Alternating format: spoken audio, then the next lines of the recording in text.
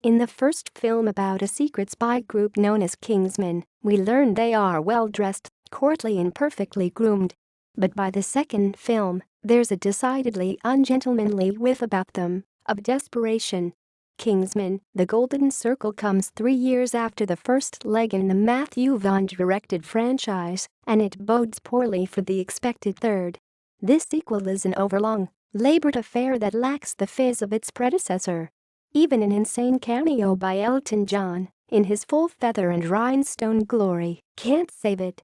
For anyone needing a refresher, the Kingsman movies are based on a series of comic books by Mark Millar and Dave Gibbons that centers on British upper-crust spies who combine a fondness for bespoke tailoring with the lethality of James Bond.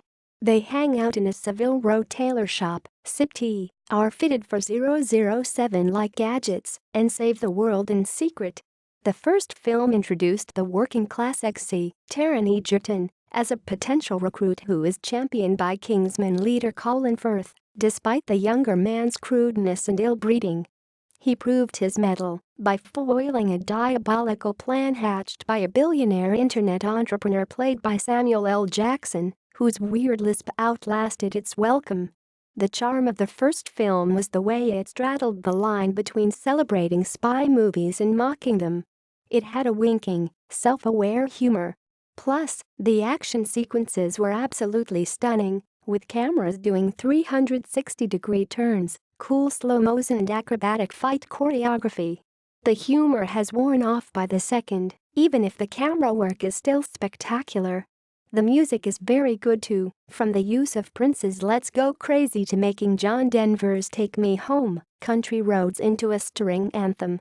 In the sequel, the Kingsman headquarters is under attack, and survivors are forced to flee to their distant American cousins, Statesman, a similar spy agency hidden in a Kentucky whiskey brewery.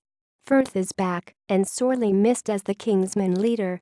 The trouble is we watched him die in the first film, and having him resurrected seems weak. The solid Egerton and the always excellent Mark Strong are back as Kingsman, and Julianne Moore takes over from Jackson as the evil mastermind, a drug kingpin with a love for old-fashioned diners.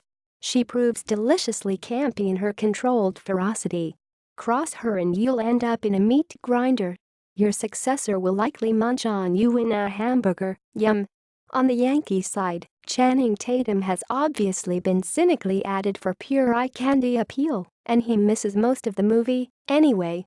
A subdued Halle Berry seems to be in another project entirely, one quiet and introspective.